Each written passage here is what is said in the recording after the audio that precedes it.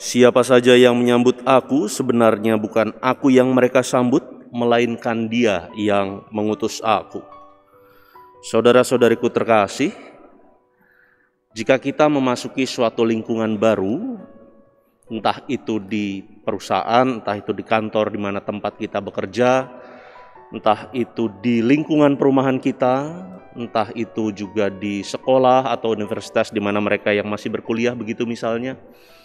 Suka tidak suka, terima tidak terima, seringkali kita berhadapan dengan orang-orang yang mungkin sudah lebih jauh atau lebih lama hidup dan berkecimpung di dalam lingkungan itu. Entah lebih senior, entah lebih punya banyak pengalaman dalam bidang atau dunia atau juga tempat di mana kita memasukinya. Sehingga bukan tidak mungkin orang-orang yang jauh lebih punya banyak pengalaman dan lebih senior ini akan bercerita tentang apa saja yang sudah dilakukan, akan banyak bercerita tentang apa yang sudah dicapai. Entah sudah melakukan ini dan itu, entah sudah melakukan pencapaian ini dan itu, entah mendapat suatu penghargaan ini dan itu, dan lain sebagainya. Atau bahkan juga di dalam keluarga-keluarga atau rumah tangga seperti itu, ada juga kecenderungan-kecenderungan di mana masing-masing anggota keluarganya atau satu, dua, dan lain sebagainya mengungkapkan bahwa sudah melakukan pengorbanan ini dan itu, sudah melakukan kerja keras ini dan itu, dan lain sebagainya. Sehingga kalau misalnya kita masuk dalam suatu lingkungan perumahan begitu ya, kalau kita hidup dalam kehidupan sehari-hari, bukan tidak mungkin kita menemukan pribadi-pribadi, orang-orang yang akan menunjukkan bahwa dulu zaman saya, jalan itu saya yang menginisiasi, saya yang menyumbang, gapura itu saya yang mengidekan supaya dibuat ini dan sebagainya. Atau di lingkungan di mana kita bekerja, barangkali ada orang-orang juga yang mau menunjukkan bahwa kalau bukan karena kerja keras dia, kalau bukan karena pengorbanan dia, barangkali kantor atau perusahaan di mana kita bekerja atau kita berada mungkin sudah kolaps dan lain sebagainya. Atau juga tadi saya katakan di dalam lingkup rumah tangga pun kecenderungan-kecenderungan seperti ini juga terjadi.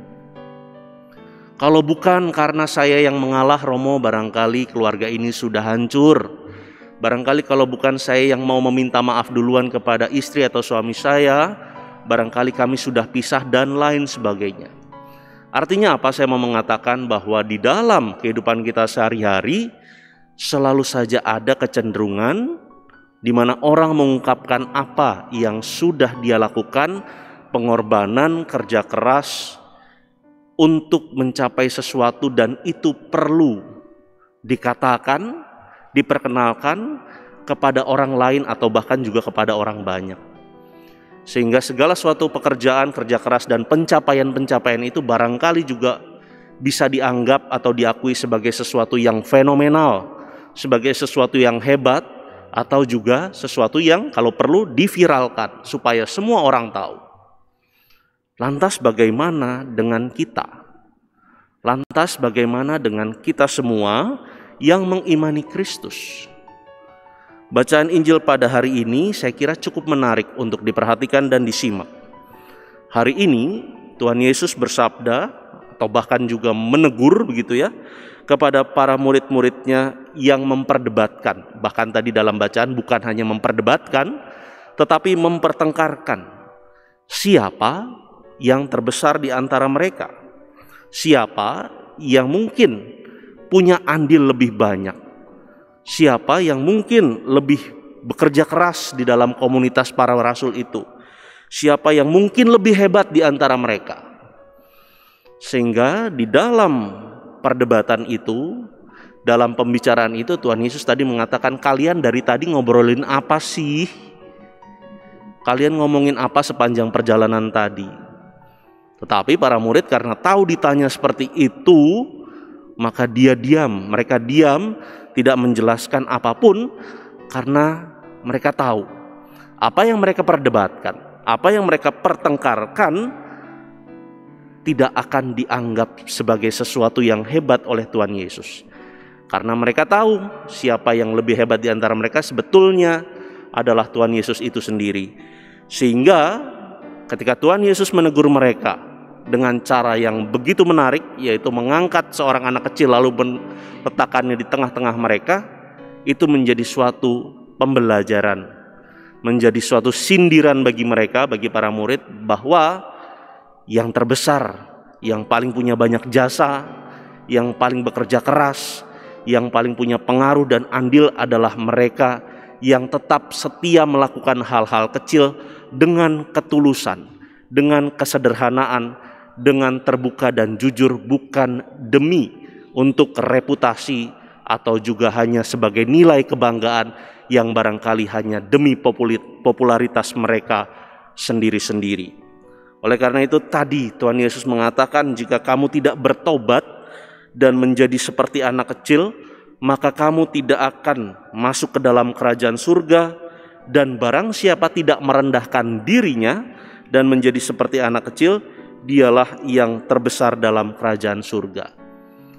Kata-kata kunci dari Tuhan Yesus ini menjadi sebuah pukulan, menjadi sebuah pembelajaran bagi siapapun yang mungkin merasa punya jasa yang besar, punya andil yang besar, punya pengaruh yang besar, tetapi bukan untuk kebaikan banyak orang, bukan untuk kebaikan yang lebih besar, tetapi untuk dihormati, untuk diakui, dan untuk mencapai keuntungan-keuntungan pribadi misalnya.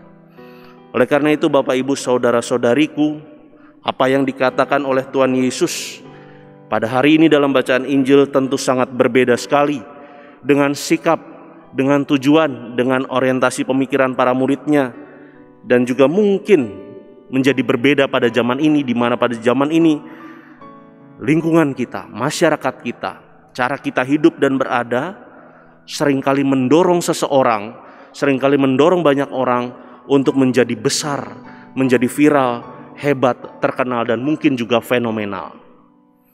Dan ketika di lingkungan sekitar kita mendorong untuk menjadi besar, sabda Tuhan pada hari ini justru mempromosikan sesuatu yang kecil, yang sederhana, dan juga bahkan barangkali kadangkala tidak dianggap. Gambaran anak kecil yang ditempatkan Yesus di tengah-tengah mereka menjadi suatu gambaran juga bagi kita bahwa kesederhanaanlah, ketulusanlah yang harus menjadi inti dalam apa yang bisa kita lakukan dalam kehidupan sehari-hari. Saudara-saudariku terkasih, gambaran anak kecil yang dipakai oleh Tuhan Yesus ini mau menegaskan kepada kita, mau menggarisbawahi dalam hidup kita bahwa menjadi pengikut Yesus Kristus yang sejati itu tetap bisa dilakukan dengan cara-cara yang kecil dan sederhana, namun ketulusan dan kejujuranlah yang harus menjadi intinya. Dan bagaimana persisnya hal itu dapat kita lihat dalam bacaan kedua yang tadi kita dengarkan, karena sekurang-kurangnya ada dua petunjuk yang dapat kita lihat sebagai bimbingan bagi kita, di mana kita bisa menunjukkan menjadi pribadi yang beriman itu tetap dapat dilakukan dengan hal yang sederhana dan kecil. Dalam bacaan kedua tadi disebutkan, di mana ada iri hati dan mementingkan diri sendiri, di situ ada kekacauan. Artinya apa? Ketika kita mau menunjukkan sebagai pribadi beriman, pengikut Kristus yang sejati, paling tidak kita bisa menunjukkan bahwa kita jangan sampai mudah iri hati dengan apa yang sudah dicapai oleh orang lain.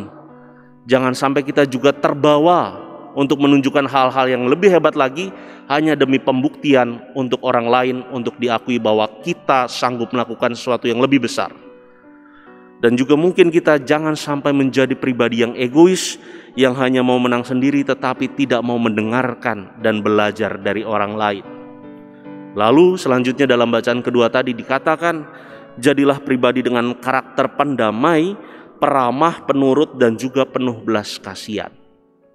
Maka silahkan tanyakan pada diri kita masing-masing, apakah hal-hal itu terjadi dan berkembang dalam hidup keseharian kita atau tidak? Apakah orang-orang terdekat kita sudah merasakan kedamaian, sudah merasakan belas kasih ketika ada di dekat kita atau tidak? Setidaknya dua bimbingan, dua cara yang tadi dikatakan dalam bacaan kedua menjadi suatu jalan praktis bagaimana kita menunjukkan bahwa menjadi pengikut Kristus, menjadi orang beriman tidaklah selalu tentang hal-hal yang hebat, fenomenal, dan juga harus viral begitu. Maka saudara-saudariku terkasih, ajakan jadilah seperti anak kecil ini sebenarnya adalah ajakan pertobatan yang ingin mengarahkan kita pada perubahan hidup, pada suatu pertobatan. Apa yang disebut dengan keselamatan, apa yang disebut dengan kebaikan Tuhan atau kerajaan surga itu sendiri tentu tidak hanya tentang hal-hal yang besar, hal-hal yang hebat, viral, dan fenomenal, tetapi juga dapat ditempuh dan diwujudkan dalam hal yang kecil, sederhana, bahkan juga mungkin yang sering terabaikan. Sesuatu yang baik dan benar, meskipun kecil dan sederhana, tentu akan lebih berguna untuk kebaikan yang lebih besar ketimbang sesuatu yang besar dan populer, tetapi hanya untuk kepentingan segelintir orang atau bahkan untuk kepentingan pribadi tertentu. Kemuliaan kepada Bapa dan Putra dan Roh Kudus, seperti pada permulaan, sekarang, selalu, dan sepanjang segala abad. Amin.